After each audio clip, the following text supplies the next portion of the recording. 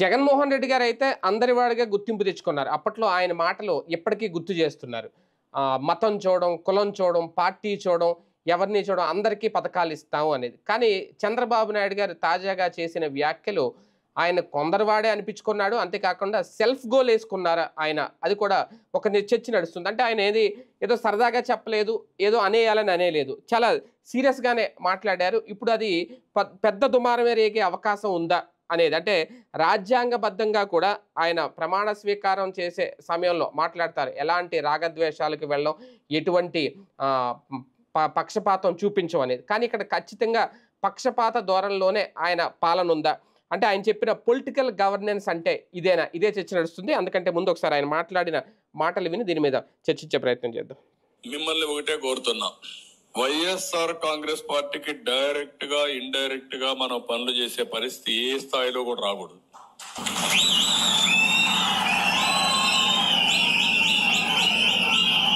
Very clear on this.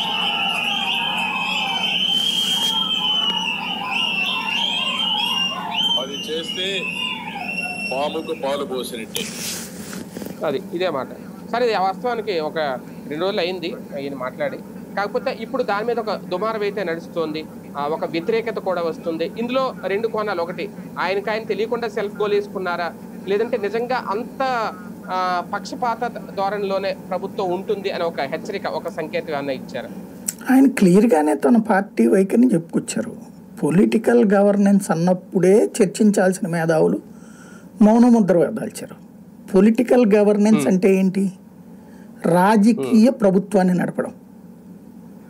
ఇక్కడ అక్కడే కూటమిలో ఉన్న పార్టీల మధ్యన పరస్పర భిన్నమైనటువంటిది. కానీ అది కూడా ఎవరు నోరు మెదపలేదు. పవన్ కళ్యాణ్ ఏమనేవాడు? రాజ్యాంగబద్ధమైన పాలన అందిస్తామనేవాడు.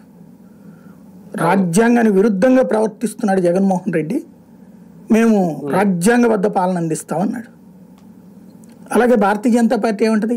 రాజ్యాంగబద్ధ పాలన కావాలి అంటది కదా. మరి ఇక్కడ ఈయన రాజ్యాంగబద్ధ పాలన కాదని చెప్తున్నారు కదా.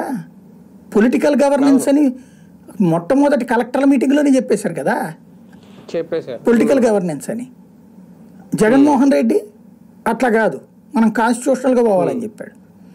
మా రాజకీయ పార్టీ అని చెప్పేసి మా వాళ్ళని ప్రత్యేకించి చూడొద్దు అన్నాడు. ఇది ప్రత్యేకంగా అందరికీ అందాలి, కులం లేదు, మతం లేదు, వర్ణం లేదు, వర్గం లేదు, అందరికీ అందాలి పథకాలు అని చెప్పాడు.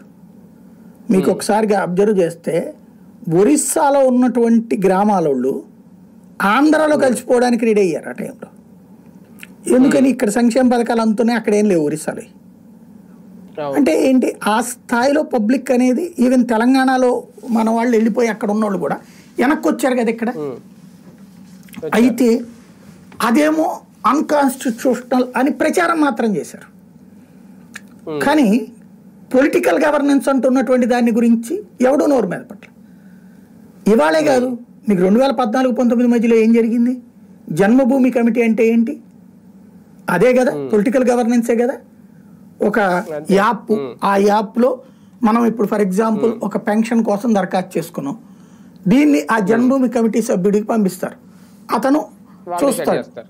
అతని కింద అక్కడ ఒక ప్రశ్నావళి ఉంటుంది, ఇతనికి మనం ఈ పథకం ఇస్తే ఇతను మన పార్టీనా, నో. ఇతనికి కనుక పథకం ఇస్తే మన పట్ల సానుభూతిపరుడిగా మారతాడా, కార్యకర్తగా మారతాడా, నో. సానుభూతిపరుడిగా మారతాడా, నో. లేదు, ఇతను వేరే పార్టీ, అసలు క్వశ్చనే లేదు. ఇతను వేరే పార్టీ, జనసేన, భారతీయ జనతా పార్టీ అంటే అసలు క్వశ్చనే లేదు. ఉన్న దాంట్లో ఈ టైప్లో పెట్టారు. అంటే ఆ రోజున అది చేస్తేనే ప్రజలు వద్దన్నారు, అది తప్పన్నారు, అంత దారుణంగా ఓటమైంది. బట్ ఈ దఫా అంతకంటే దారుణంగా పథకాలు ఇచ్చినోడే ఓడిపోయినప్పుడు తను గెలవడానికి కారణమైంది రాజకీయ పార్టీగా తన కార్యకర్తలే కాబట్టి వాళ్ళందరూ సంతోషంగా ఉండాలి. వాళ్ళు సంతోషంగా ఉంటే వాళ్లే మనకు ఓట్లు తెచ్చి పెడతారు, వాళ్లే జనాలు కన్విన్స్ చేస్తారు, అబద్ధాలే చెప్తారా, దబాయిస్తారా, ఏమైనా సరే చేస్తారు. దానికి సాక్ష్యం ఉన్నట్టు ఎన్నికలు. నవరత్నాలు ఇచ్చినటువంటి తీసుకున్న ప్రజల్ని నువ్వు తీసుకున్నదంతా వేస్ట్, ఎవడబ్బా సొమ్ము ఇచ్చాడని వాళ్ళని కన్విన్స్ చేశారు.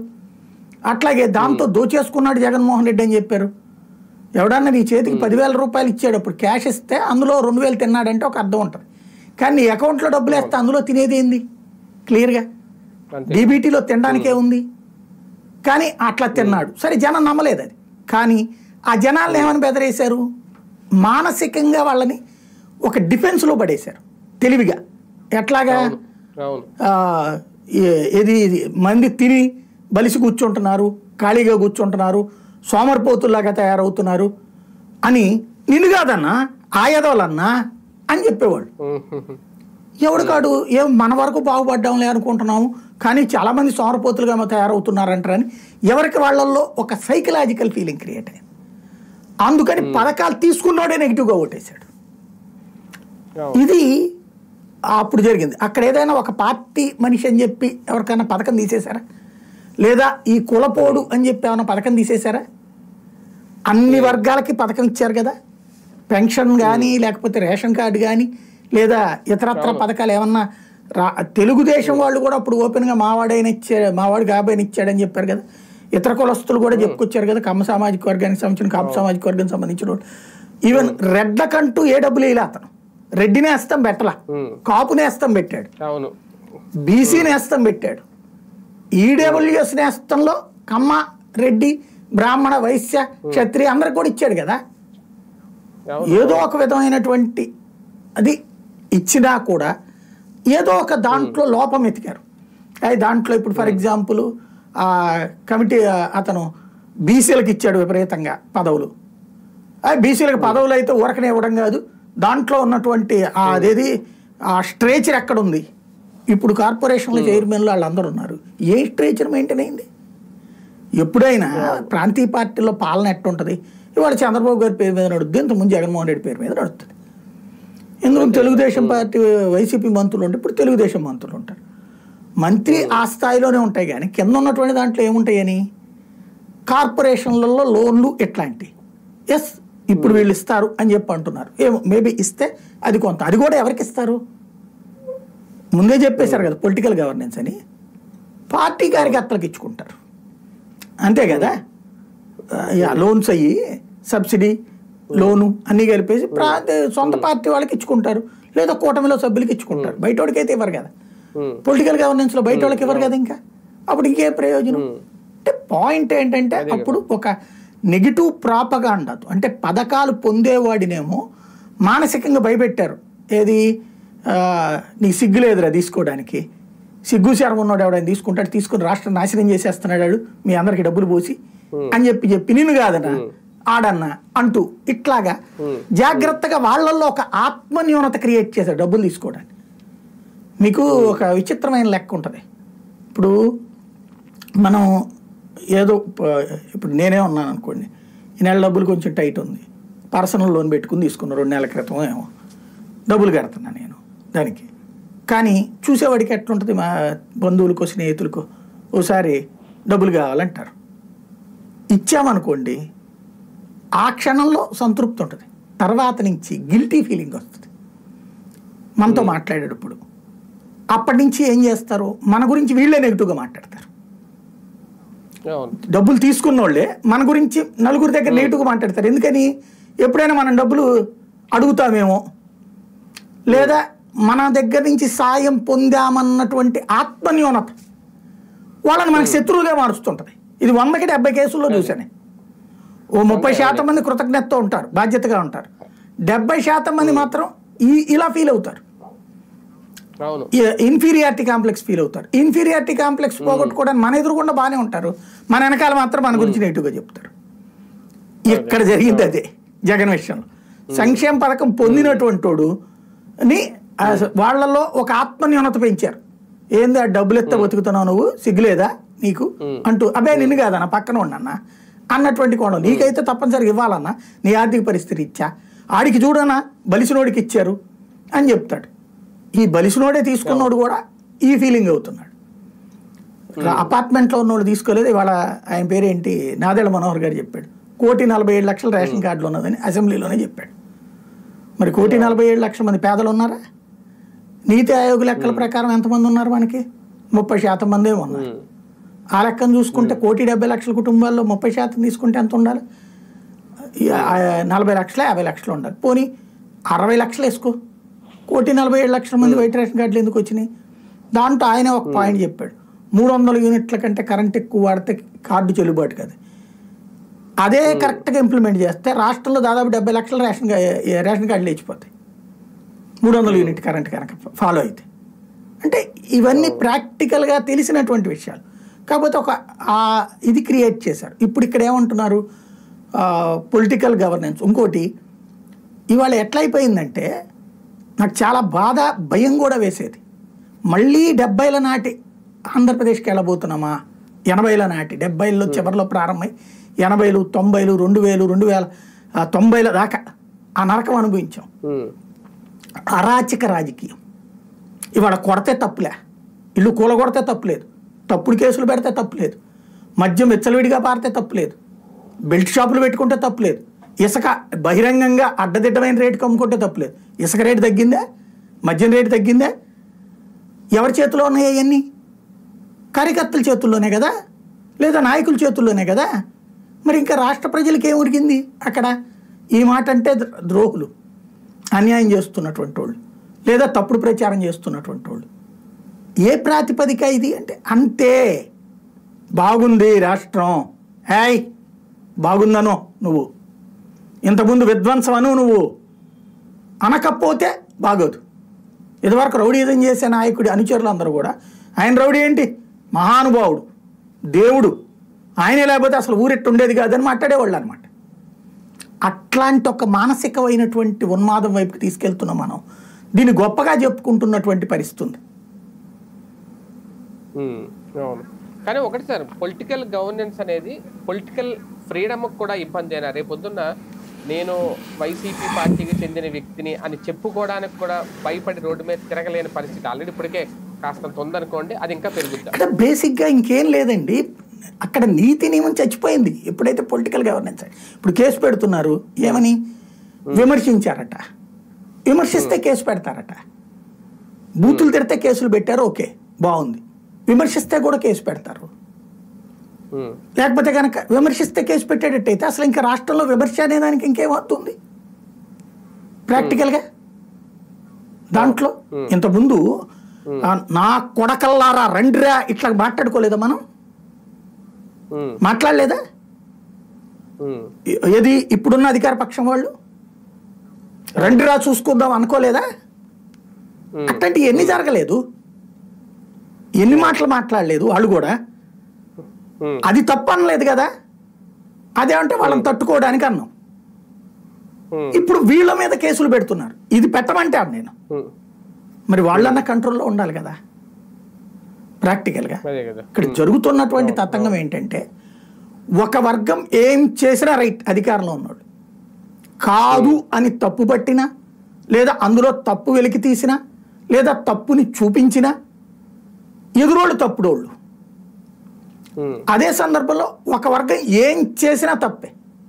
అది ఇంటి దగ్గరికి పరిపాలన తెచ్చినా, ఇంటి దగ్గరికి డాక్టర్ని తెచ్చినా, లేకపోతే కనుక ఇంటి ఏరియాలోని పాలన పెట్టినా అన్నీ తప్పే. దాన్ని మనం యాక్సెప్ట్ చేసేసాము మన రాష్ట్రంలో. ఏంటి అంటే పక్క రాష్ట్రంలో ఉన్నోడు, పక్క దేశంలో ఉన్నోడు మనకు వచ్చి చెప్పింది నమ్మేశాం, వినేశాం. ఆ మైండ్ సెట్లోనే ఉన్నాం మనం స్టిల్ నౌ. కాబట్టి ఈ రాష్ట్రాన్ని బాగు చేయడం అనేటువంటిది భగవంతుడి చేతిలోనే ఉంది మనకి. కానీ ఒకటి సార్, రాజ్యాంగబద్ధంగా ఈ వ్యాఖ్యలు కరెక్టేనా? వాస్తవానికి ప్రజాస్వామ్యంలో ప్రతిపక్షం ఉండాలి, అధికార పక్షం ఉండాలి, వీళ్ళు ప్రశ్నించాలి, వాళ్ళు సమాధానం చెప్పాలి, రెండు పక్షాలు కావాలి, ప్రజల తరపున కూడా ఒక పక్షం కావాలి. ఇప్పుడు కంప్లీట్గా వెలేసినట్టు మాట్లాడడం, వైసీపీకి అసలు ఏమి చెయ్యొద్దు అని డైరెక్ట్గా అధికారులకు ఆయన ఒక స్టేట్మెంట్ ఇచ్చేస్తున్నారు ముఖ్యమంత్రి హోదాలో. అది ఎంతవరకు? అదేం లేదు, బేసిక్గా దాంట్లో ఆయన ఉద్దేశం వేరు నేను అనుకోవడం అయితే ఆయన ఎక్స్ప్లెయిన్ చేయలేకపోయారు అనుకుంటున్నా. వైసీపీ కార్యకర్త, అభిమాని, వాళ్ళ సంక్షేమ పథకాల గురించి నేను అనుకోను. వాళ్ళకి ఏమి చెయ్యొద్దు, వాళ్ళ గురించి అనుకోను నేను. గ్రౌండ్ లెవెల్లో ఏమవుతుందంటే 60-40 ఫార్ములా బిగిన్ అయింది మళ్ళీ.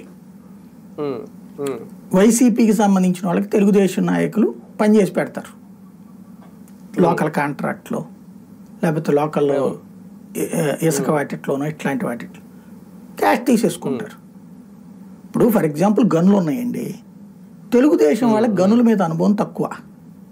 ఓ 10-20% మంది ఉంటారు గనులోళ్ళు. తెలుగుదేశం వాళ్ళకి ఇతరత్ర వ్యాపారాలు, హోటళ్ళ లేకపోతే ఇతర వ్యాపారాలు ఇవి ఎక్కువ ఉంటాయి.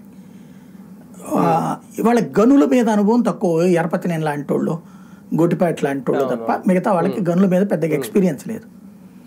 ఇది పెద్ద నాయకులకి. కింద నాయకులకు ఉంది. నెల్లూరులో దాదాపుగా 70% మంది తెలుగుదేశం వాళ్ళే ఉంటారు గనులు కాబట్టి. కానీ వైసీపీ వాళ్ళకి గనులు అలవాటు ఎక్కువ. వాళ్ళు ఎక్కువగా రాయలసీమ ప్రాంతం కావడం, అక్కడ వాళ్ళకున్న దొరికింది అదే కావటం, దాంతో గనులు ఎక్కువ బిజినెస్ నడుస్తుంది అక్కడ. ఇప్పుడు ఈ గనుల్లో ఇప్పుడు ఫర్ ఎగ్జాంపుల్ అక్కడ నెల్లూరు జిల్లాలో వేమిరెడ్డి చేతికి అప్పచెప్పారు అదంతా కూడా. ఆయన ఏదో ఫ్యాక్టరీ పెట్టేసి వీళ్ళందరినీ అమ్మాలనేసి. వాళ్ళు ఎవరు అమ్మను అమ్మంటున్నారు. ఇప్పుడు మేము తవ్వం అమ్మం అంటున్నాడు. ఎందుకు నేను చెప్పిన రేటుకి మీరు అమ్మాల్సిందంటే అతను చేయను అంటున్నారు. కానీ అక్కడ ఎవరు వీళ్ళనేది అందులో వైసీపీ వాళ్ళు ఉన్నారు అని వీళ్ళు చెప్తారు.